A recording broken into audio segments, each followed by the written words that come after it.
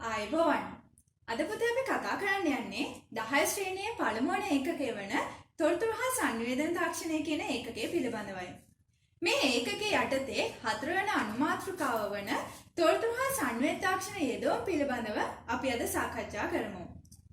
තොරතුරු හා සංවේද තාක්ෂණය ගත්තම මේ විෂය අද වන විට ගෝලීය විෂයක් වී හමාරයි. එතකොට ලෝකයේ තියෙන සියලුම ශ්‍රේෂ්ඨයන් වල පාහේ මේ තොරතුරු හා සංවේද තාක්ෂණය භාවිතා කරනු ලබනවා.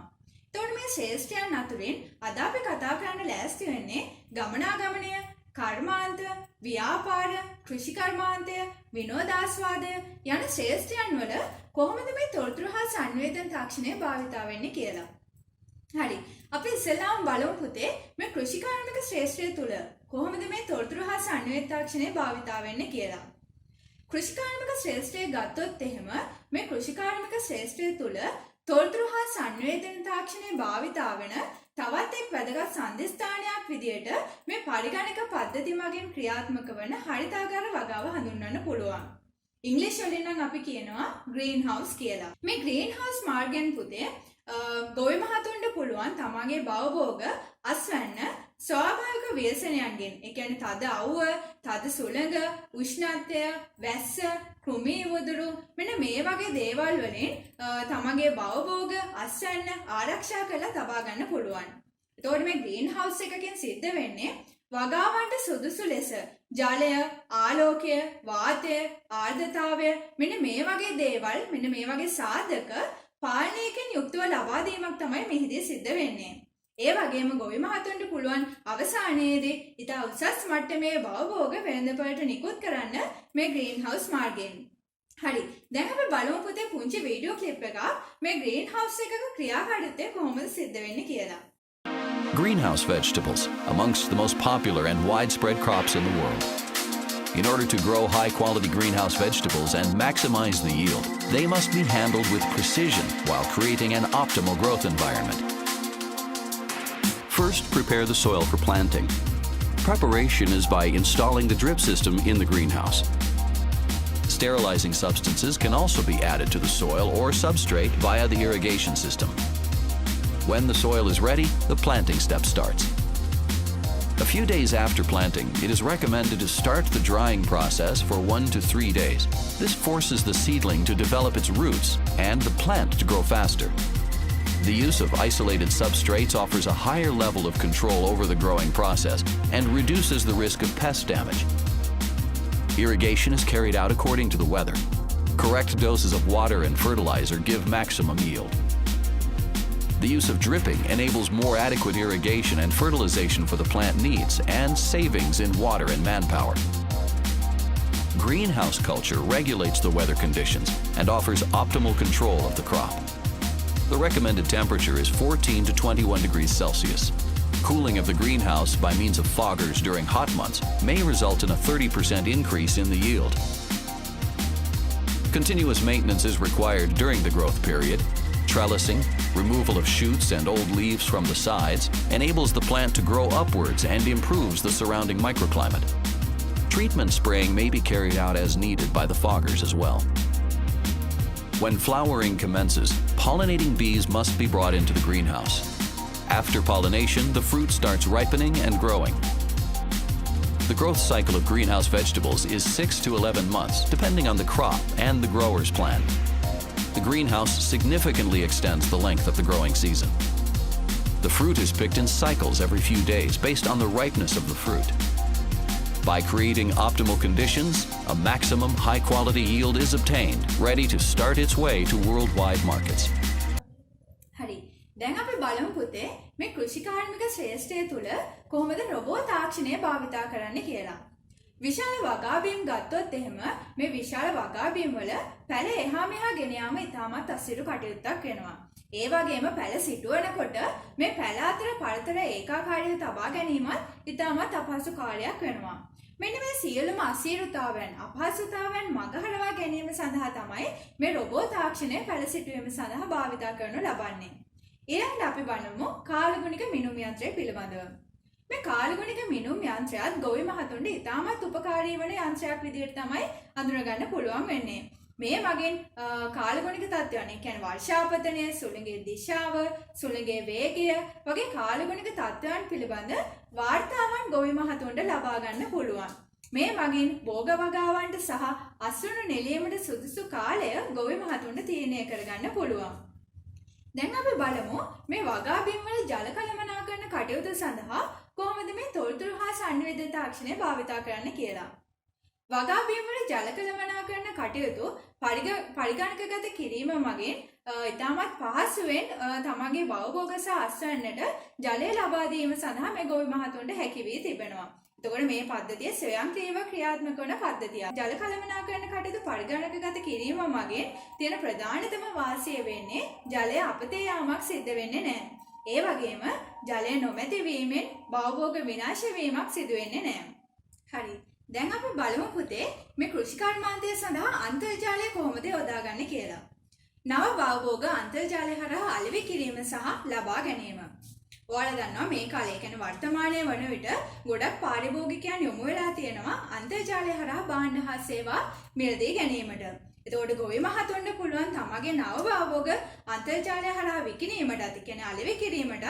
එතකොට පාරිභෝගිකයන් වශයෙන් අපිට පුළුවන් එයාලගේ කියන්නේ ගොවි මහතුන්ගේ නව භවභෝග අන්තර්ජාලය හරහා මිලදී ගැනීමට.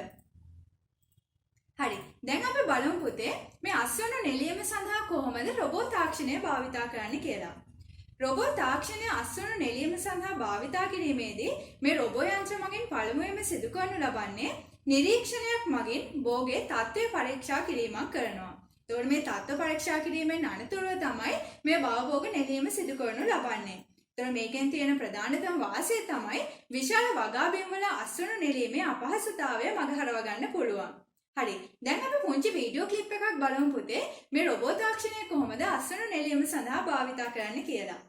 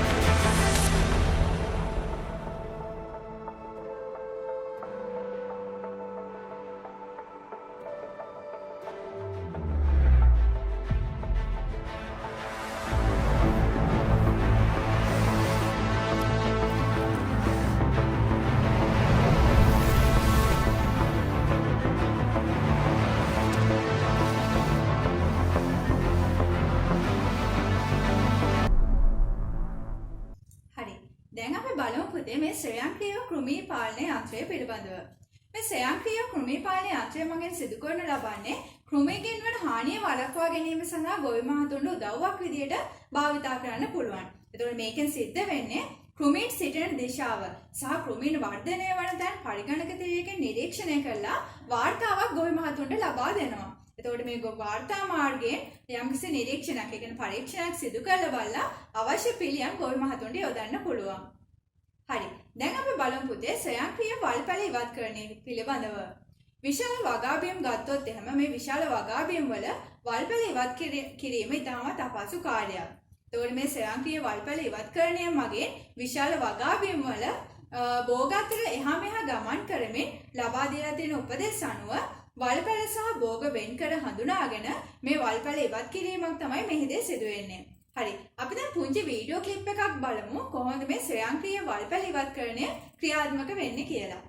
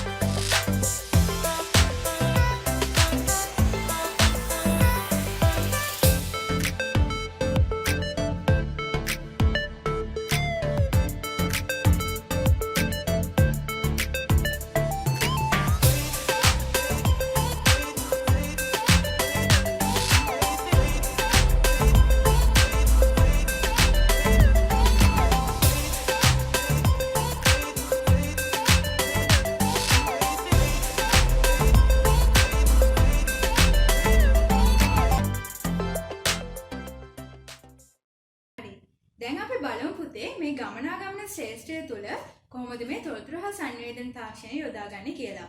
PO පඩිපත රූපවාහිනී කැමරා. අපි කෙටියෙන් නම් කියනවා CCTV කැමරා කියලා. මේ CCTV කැමරාවක් මගින් සිද්ධ වෙන්නේ වාහන තදබදය, හදිසි අනතුරු, නීති විරෝධී ක්‍රියාවන් මෙන්න මේ වගේ දේවල් නිරීක්ෂණය කරලා අවශ්‍ය පියවර ගැනීමේ පහසුවට තමයි මේ CCTV කැමරා පද්ධතිය යොදා ගන්නු ලබන්නේ. ඊළඟට අපි කතා කරමු විදුලි සංඥා ලාම්පු පිළිබඳව. Traffic Light Control System කියලා කියනවා. මේ Traffic Light Control System එක ගොඩක් වෙලාවට ඔයාලට දකින්න පුළුවන් වෙන්නේ නගර මංසන්ධිය ආශ්‍රිතව. එතකොට මේ Traffic Light Control System එක ස්වයංක්‍රීයව ක්‍රියාත්මක වන පද්ධතියක් විදිහට තමයි හඳුනගන්නේ. ඒතර මේකෙනුත් වෙන්නේ වාහන සහ පදිකයන් හසුරුවමින් හදිසි අනතුරු වළක්වා ගැනීම සඳහා උපකාරී කරගන්න පුළුවන්. හරි. දැන් අපි කතා කරමු පුතේ හැඳුනුම් සංකේත ක්‍රමය පිළිබඳව. වාහන නැවැත්වීමේ අංගණයකට පිවිසෙනකොට සෑම වාහනයකටම අවසර පතක් සවි කරලා තියෙනවා. මේ අවසර පත වාහන නැවැත්වීමේ අංගණයේ තියෙන ස්ථාපිත කරලා තියෙන පරිගණක පද්ධතිය මගින් නිරීක්ෂණය කරලා මේ අවසර පතේ අංකය ලියාපදිංචිද නැද්ද කියලා බලනවා. ලියාපදිංචි නම් පමණක් ගේට්ටුව විවෘත කර දීමක් තමයි මේ හැඳුනුම් සංකේත ක්‍රමය මගින් සිදු කරනු ලබන්නේ. හරි. දැන් අපි බලමු පුතේ විනෝදාස්වාදය සඳහා කොහොමද මේ තොරතුරු හා සංවේදන තාක්ෂණය භාවිතා කරන්නේ කියලා. ඔයාලා දන්නවා වර්තමානයේ සිටින මිනිසුන් ඉතාමත් අවිවේකී කලබලකාරී ජීවන රටාවකට තමයි හුරු වෙලා ඉන්නේ. එතකොට මේ අවිවේකී බවෙන් කලබලකාරී බවෙන් මිදීම සඳහා එයාලට පුළුවන් මේ තොරතුරු හා සංවේදන තාක්ෂණය මනා ලෙස උපයෝගී කරගන්න. උදාහරණයක් විදිහට කිව්වොත් සංගීතයට සවන් දීම. අපිට අන්තර්ජාල පහසුකම් තියෙනවා නම් නැත්නම් අපි ළඟ මොන හරි ICT මෙවලමක් තියෙනවා නම් අපිට පුළුවන් විවේකී වෙලාවට සංගීතයට සවන් දෙන්න. ඒ වගේම පරිගණක ක්‍රීඩාවල යෙදීම. ඒකටත් අන්තර්ජාල පහසුකමක් හෝ අපි ළඟ පරිගණකයක් නැත්නම් ජංගම දුරකථනයක් තියෙනවා නම් අපිට පුළුවන් පරිගණක ක්‍රීඩාවල නිරත වෙන්න. තව උදාහරණ විදිහට ගත්තොත් එහෙම අන්තර්ජාලය හරහා e-පුවත්පත් සහ e-පොත්පත් කියවීම, කැමරා භාවිතයෙන් පින්තූර ලබා ගැනීම දක්වන්න පුළුවන්. ඒ වගේම අන්තර්ජාලයට සම්බන්ධ වෙලා අතපසු වෙච්ච රූපවාහිනී වැඩසටහන් හෝ කැමති චිත්‍රපටයක් අපිට නරඹන්න පුළුවන්. ඒ වගේම සමාජ ජාල වෙබ් අඩවි. උදාහරණ විදිහට ගත්තොත් Facebook, Skype, Twitter වගේ සමාජ ජාල වෙබ් අඩවි හරහා මිතුරන් සමග සම්බන්ධ වෙලා තොරතුරු හුවමාරු කරගන්න පුළුවන්. ඉහළ තාක්ෂණ නිපදවා තියෙන රූපවාහිනිය මගින් සුපැහැදිලි දසුන් සහිත වැඩසටහන් නරඹන්න පුළුවන්. හරි. දැන් අපි කතා කරමු පුතේ මේ කර්මාන්ත සහ ව්‍යාපාර සඳහා කොහොමද මේ තොරතුරු හා සංවේදන තාක්ෂණය භාවිතා කරන්නේ කියලා. මේ කර්මාන්ත සඳහා තොරතුරු හා සංවේදන තාක්ෂණය භාවිතා කිරීමේදී ඉතා උසස් මට්ටමේ නිෂ්පාදන බිහි කරන්න පුළුවන්. ඒ වගේම මිනිස් ශ්‍රමය ගත්තොත් මේ මිනිස් ශ්‍රමය අවම ලෙස භාවිතා කරන්නත් පුළුවන්. ඔයාලා දන්නවා මේ කර්මාන්ත බිහි වෙච්ච මුල් කාලේ කියන්නේ එදා කර්මාන්ත බිහි වෙච්ච මුල් කාලේ ගොඩක් වෙලාවට මේ නිෂ්පාදන කටයුතු සිදු කර ගැනීම සඳහා භාවිතා කරේ මිනිස් ශ්‍රමය. හැබැයි වර්තමානයේ වන විට තාක්ෂණයේ දියුණුවත් සමගම මේ කර්මාන්තවල සියලුම කටයුතු සිදු කරනු ලබන්නේ රොබෝ තාක්ෂණය භාවිතා කරලා. මේ රොබෝ තාක්ෂණය භාවිතා කිරීමෙන් තියෙන වාසිය තමයි පැය 24ම අපිට රොබෝවරුන්ගේ සේවය ලබා ගන්න පුළුවන්. ඒ වගේම රොබෝවරුන්ට මිනිසුන්ට වගේ වෙහෙසක් දැනෙන්නේ නැහැ. කාර්යක්ෂමතාවය වැඩි. ඒ වගේම පිරිසිදුතාවය සහ නිවැරදිභාවයනොත් වැඩි. දැන් අපි බලමු හෝටල් කර්මාන්තය තුල කොහොමද මේ රොබෝ තාක්ෂණය භාවිතා කරන්නේ කියලා.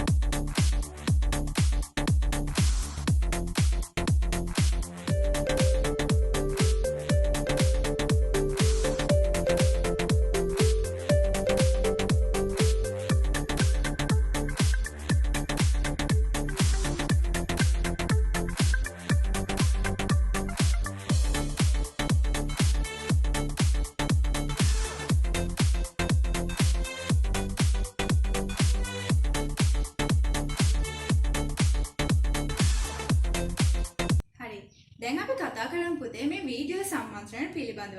ඉංග්‍රීසි වලින් නම් අපි කියනවා වීඩියෝ කොන්ෆරන්සින් කියලා. මේ ව්‍යාපාර ශාස්ත්‍රය තුල මේ වීඩියෝ සම්මන්ත්‍රණ කියන දේ බහුල ලෙස යොදා ගන්නවා. මොකක්ද මේ වීඩියෝ සම්මන්ත්‍රණයක් කියලා කියන්නේ? වීඩියෝ සම්මන්ත්‍රණයක් කියලා කියන්නේ දුරස්ථ ප්‍රදේශවල සිටින දෙදෙනෙකු හෝ ඊට වැඩි පිරිසක් අතර ශ්‍රව්‍ය හෝ දෘශ්‍ය දත්ත සම්ප්‍රේෂණය කිරීම. ඒ කියන්නේ පරිගණක ජාලයක් යොදාගෙන මේ ශ්‍රව්‍ය හෝ දෘශ්‍ය දත්ත සම්ප්‍රේෂණය කිරීම තමයි වීඩියෝ සම්මන්ත්‍රණයක් කියලා කියන්නේ. එතකොට මේ වීඩියෝ සම්මන්ත්‍රණ හරහා ව්‍යාපාර කටයුතු ඉතාමත් පහසුවෙන්ම කරගැනීමේ හැකියාවක් තියෙනවා. ඒ වගේම වෙනත් රටවල මේ රට වගේම වෙනත් රටවල සිටින ව්‍යාපාරිකයන් සමග සම්බන්ධ වීමේ හැකියාවක් තියෙනවා. මේකෙන් තියෙන ප්‍රධානතම වාසිය තමයි ගමනාගමනය සඳහා ගතවන කාලය අඩු වෙනවා වගේම අමතර වියදම් අවම වෙනවා.